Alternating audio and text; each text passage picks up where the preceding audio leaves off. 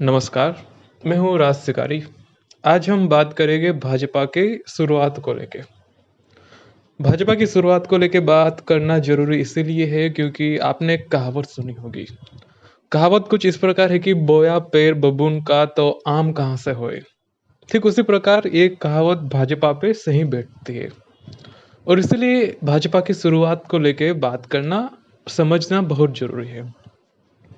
ताकि आपको समझ आ सके कि आज जो हो रहा है वो होना निर्धारित ही था क्योंकि इसकी जो स्थापना हुई थी पार्टी की, वो किन चीज़ों को ध्यान में लेके हुई थी, वो पार्टी उसी हिसाब से चलती है, जिसको लेके चलाने वाले लोग उस प्रकार के होते हैं।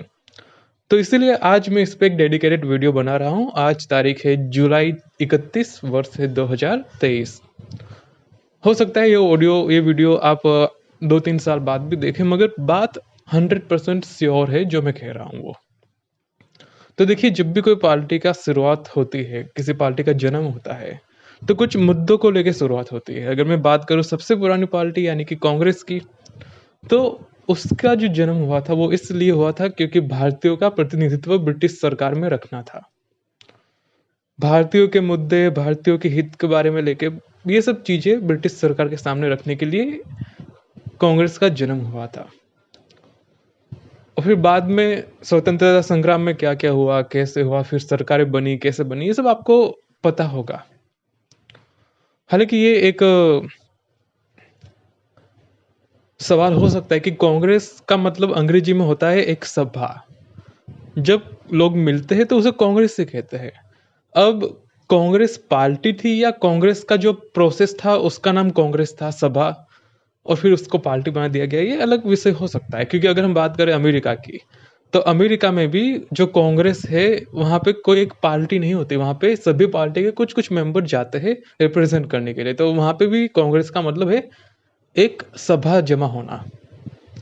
हमारे देश में भी कांग्रेस की जब स्थापना हुई थी तो ये कहा गया था कि ये कोई पार्टी नहीं है, ये एक सभा है सब लोगों की मिलके, जहाँ पे कोई भी जा सकता है इलेक्ट होके और भारतीयों का पक्ष रख सकता है, जहाँ पे राजा महाराजा सेवक वगैरह सभी लोग इलेक्ट होके जा सकते थे। तो कांग्रेस शुरुआत में तो कोई पार्टी नहीं हो रही होगी, मगर बाद में उसे पार्टी बना दिया गया और इसलिए जो कांग्रेस शब्द है अंग्रेजी में इसका मतलब होता है सभा।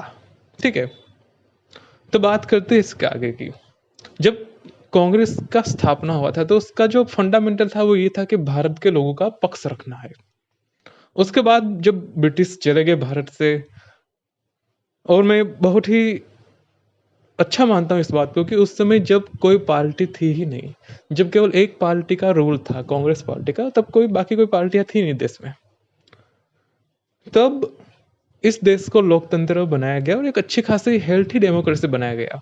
हाँ, कुछ अपवाद हुए थे बीच में, जैसे पोल लुट जाना, इलेक्शन में खामियां आना, बहुत सारी चीजें ऐसी हुई थी, मगर ओवरऑल अगर हम देखा जाए तो भारत को एक डेमोक्रेसी बनाया गया कांग्रेस के द्वारा। ठीक है, क्योंकि उस समय बहुत से लोग सोच रहे थे, भारत के नहीं विदेश के भी, कि भारत हो सकता है कि नॉर्थ कोरिया की तरह एक डिक्टेटरशिप बन जाए, मगर नहीं, आगे चल के भारत डेमोक्रेसी बना और काउंटर बैलेंस वगैरह किया गया।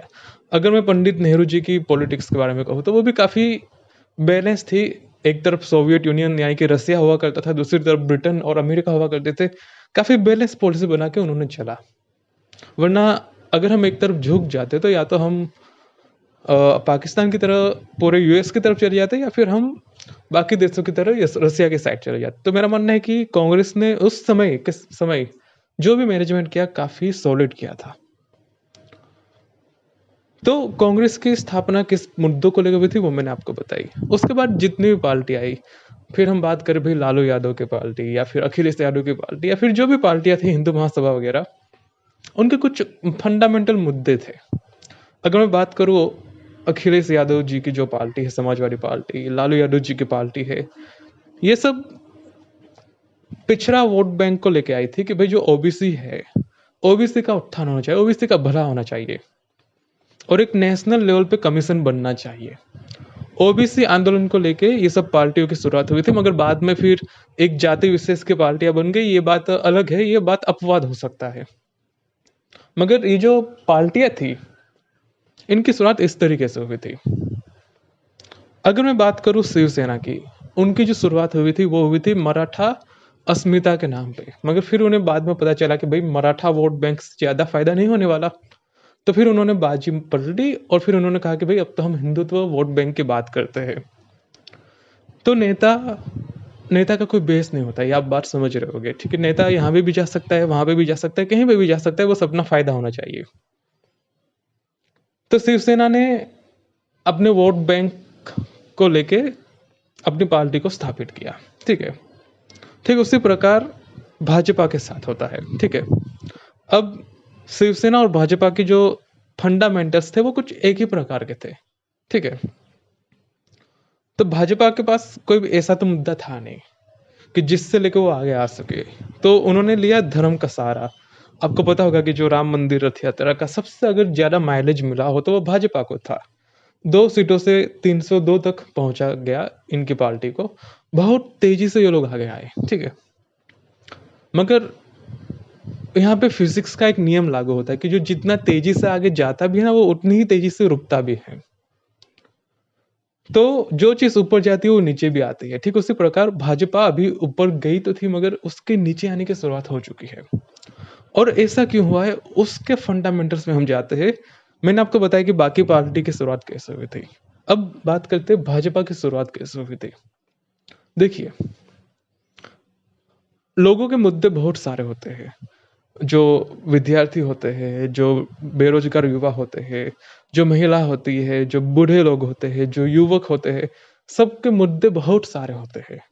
और सबको सजो के रखना, सबको न्याय दिलाना, सबको अपने आप से जोड़ना इतना आसान नहीं होता। तो इसीलिए ये जो पार्टी वाले लोग होते हैं, नेता वाले लोग होते हैं, वो कोई ऐसी चीज पकड़ लेते हैं जिसको भुनाया जा सके, जिसको सभी से जोड़ा जा सके। भाजपा ने धर्म को पकड़ा और हुआ ये कि धर्म पे चल के इनके जो नेता लोग थे वो भी धर्म के ठेकेदार ही थे। धर्म के ठेकेदार को या फिर जाति के ठेकेदार को हो, क्योंकि बहुत से लोग ये कहते भी है कि भाई हमने तो वोट धर्म के नाम पे दिया था, फिर बात जाति की कैसे होने लगी। अब भाई यही चलता है पॉलिटिक्स में, ठीक है। नेता को अपनी जाति के सिवाय कुछ और दिखता नहीं। तो जब भाजपा की लोगों को लगा कि भाई धर्म ही एक मुद्दा है हमारे पास जिससे हम लंबी बैटिंग कर सकते हैं, उन्होंने धर्म को अपना हथियार बना लिया। अब हुआ ये कि उसमें जो लोग जुड़ते गए, जो नेता लोग आए गए, उनका कोई खास क्वालिफिकेशन नहीं था कि भाई पढ़ा लिखा कितना है, एक्सपीरियंस कितना है, नाम क्या करता है, कितना उसकी छवि क्या है सोशल वेलफेयर में।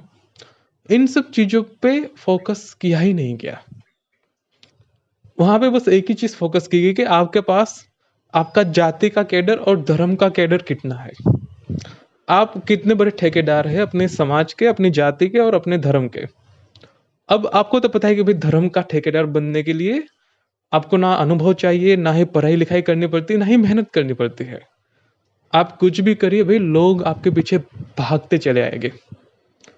तो भाजपा में हुआ ये कि जो नेता लोग जुड़े, उन्हें ना तो समाज कल्याण में कोई एक्सपीरियंस था कि भाई देश कैसे चलाना है। पढ़ाई लिखाई में इनके तुम उठा के देख लो, पढ़ाई लिखाई में भी इनके नेता कांग्रेस से बहुत पीछे है। और फिर बात करें इनका जो एक्सपीरियंस वगैरह, इनको प्रीवियस एक्सपीरियंस भी नहीं था। तो ओवरऑल मिला के इन पार्टी में ऐसे लोग जमा होते गए जिन्हें करना धरना कुछ नहीं आता था, मगर बस एक ही मुद्दा था उनके पास, धर्म का। उस पे उन्होंने चलते गए और फिर 302 सीटें आ गई। अब असली समस्या होती है यहाँ पे, क्योंकि देखो यार 2-4 सीटें होती है तुम्हारे पास, तो तुम करो, काम करो ना करो, इससे इतना फर्क नहीं पड़ता, क्योंकि जो सरकार उस समय केंद्र में होती है, हिसाब किताब उससे मांगे जाते हैं, उससे अपना परफॉर्मेंस दिखाना होता है। तो 2 सीट वाला हिसाब मांग सकता है मगर 2 सीट वाला हिसाब डिलीवर नहीं कर सकता। 2 सीट वाले के पास कुछ कॉन्स्टिट्यूएंसी का मैनेजमेंट होगा, मगर वो कॉन्स्टिट्यूएंसी पूरा देश थोड़ी है। तो वहां पे जो पॉजिटिव नकारात्मक इफेक्ट बनते भी है, उसका इफेक्ट इतना वाइड स्प्रेड नहीं होता कि पूरे देश के लोग समझ सके। तो अब तक भाजपा के पास जो भी 2, 4, 5, 15 सीटें हुआ करती थी, उससे पूरे देश पे इफ़ेक्ट नहीं पड़ता था। उस लोकल इलाके पे ही पड़ता था और इसलिए वहाँ पे क्या मैनेजमेंट था, कितना विकास हुआ, कितनी ग्रोथ हुई, कितनी महिला सुरक्षा, कितनी कानूनी सुरक्षा, ये सब चीज़ें इतनी लोगों को दिखती नहीं थी कि भाई इनका मैनेजमेंट क्या है। तो हुआ ये कि जब ये लोग सत्ता में आए, तब भी इनका मैनेजमेंट वही रहा, ठीक है।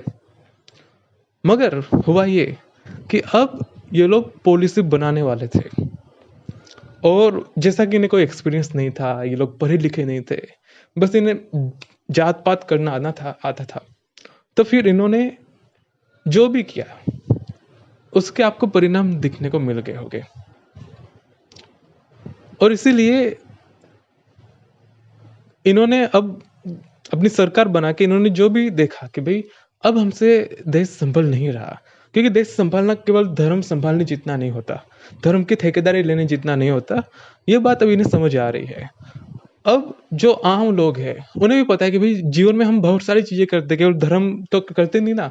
सुबह उठ के हम नहाते धोते हैं, पूजा पाठ करते हैं, चाय नाश्ता करते हैं, स्कूल ऑफिस कॉलेज जाते हैं, काम धाम करके शाम को घर आते हैं। दिन में हम 50 चीज़ें करते हैं। तो एक ऐसी पार्टी जो कि दिन रात केवल धर्म धर्म धर्म राष्ट्रवाद राष्ट्रवाद करती जा रही है, वो बाकी सब चीज़ें कर पाती है कि नहीं कर पाती, उस पर सवाल आता है। तो हुआ ये कि ये जो भाजपा की जो पूरी पैनल्स थी मंत्रियों की, उन सबकी जातियां देखी जाने लगी। उनकी जो अपॉइंटमेंट वगैरह थी, उनके कैडर वगैरह को देख के किया जाने लगा, ना कि उसका एक्सपीरियंस, ना कि उनका प्रभाव वगैरह। उनका वर्क ग्राफ अगर देखें आप, तो आपको समझ आएगा कि भाई ये लोग क्या काम कर रहे हैं।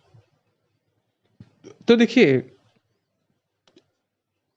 ये एक ऐसा एक्सपेरिमेंट था कि भाई कोई भी पार्टी अगर एक ही धर्म के मुद्दे को लेकर आगे आ जाए, तो वो कहाँ तक जा सकते हैं और कितना बड़ा डैमेज पहुंचा सकती है एक देश को। और अभी जो हम देख रहे हैं वो ये कि भाजपा की अब पतन होने की तरफ सिचुएशन जा रही है। और ऐसा इसलिए क्योंकि इनके पास करने के लिए बाकी कुछ भी नहीं था, इनकी स्थापना इसी पे हुई थी। अगर हम बात करें बाकी किसी पार्टियों को लेकर, कांग्रेस वगैरह को लेकर, तो उसमें बहुत सारे डिस्कशन नेगोशिएशन बहुत कुछ होता था। और बात करूं मैं 2014 के पहले की, तो लोग पक चुके थे कि यार ये लोग छोटी छोटी बात पे इतना डिस्कशन करते हैं, घंटा घंटा भर डिस्कशन, संसद में हल्ला मचता रहता है। तो देश के लोगों को लगा कि यार एक ऐसा नेता क्यों नहीं आता कि जो कुछ डिस्कशन करे नहीं, सीधा अंधाधुंध काम कर डिसीजन लेना शुरू कर दे। अब ये जो लोग चाह रहे थे कि भाई हमें डिस्कशन वाली सरकार नहीं चाहिए, हमें तो सीधा सटासट काम करने वाली सरकार चाहिए, तो ऐसी सरकार मिली उन्हें। मगर ये जो डिमांड थी ये बैक फायर कर गई, क्योंकि सरकार ने अंधाधुंध डिसीजन लेना शुरू तो कर दिया, मगर अपने फायदे में, देश के फायदे में नहीं, जनहित के फायदे में नहीं। तो लोगों को जो चाहिए था वो भी अब उन्हें मिल तो गया, मगर ऐसे मिला कि भाई अब इसका कोई मतलब नहीं बनता। तो ओवरऑल बात करें कि भाजपा की स्थापना इन चीजों को ध्यान में रख के की गई थी। और अब समस्या यही है कि भाई एक धर्म वाली पार्टी को विकास वाली पार्टी, जन कल्याण वाली पार्टी बनने में बहुत मुश्किल हो सकती है। हो सकता है कि वो ना ही बने वापस। तो ये है बात। और इसलिए आप देख रहे हैं कि भाई अब लोग देख रहे हैं कि भाई बंद करो ये सब, ठीक है। धर्म और बाकी सब चीजें जरूरी है, ऐसा नहीं कि ये सब चीजें बेकार है, मगर उसके साथ बाकी 50 चीजें भी जरूरी है। तो ये जो एक माइंडसेट है ना, लिबरल माइंडसेट, सेक्युलर माइंडसेट, कि भाई धर्म चाहे तो नौकरी नहीं मिलेगी, नौकरी चाहे तो धर्म नहीं मिलेगा, तुम कहो कि भाई दोनों चाहिए मुझे, ठीक है, सिंपल। तो भाजपा के साथ यही समस्या है कि भाई पार्टी की स्थापना हुई थी धर्म पे, अब लोग मांग रहे हैं कि भाई तुम काम करो, काम क्यों नहीं कर रहे, महंगाई क्यों कंट्रोल नहीं हो रही, इम्पोर्ट एक्सपोर्ट क्यों खराब जा रहा है। तो यही समस्या है भाजपा के साथ। आशा करता हूँ आप समझ गए होंगे आज के इस वीडियो को लेके। आपके विचार क्या है, आपके राय क्या है, आप मुझे नीचे कमेंट करके बता सकते हैं। आप मेरे टेलीग्राम चैनल पे और ट्विटर वगैरह पे भी जुड़ सकते हैं, मिलकर कुछ डिस्कशन करें, सवाल जवाब करें, लोकतंत्र में क्या किया जाए, क्या ना किया जाए, कैसे होना चाहिए, सब कुछ डिस्कस करते हैं कभी बैठ के। तो चलिए इसी के साथ मैं अपना इस वीडियो को समाप्त करता हूँ। आपने सुना, आपने अपनी राय नीचे रखी, इसके लिए बहुत बहुत धन्यवाद।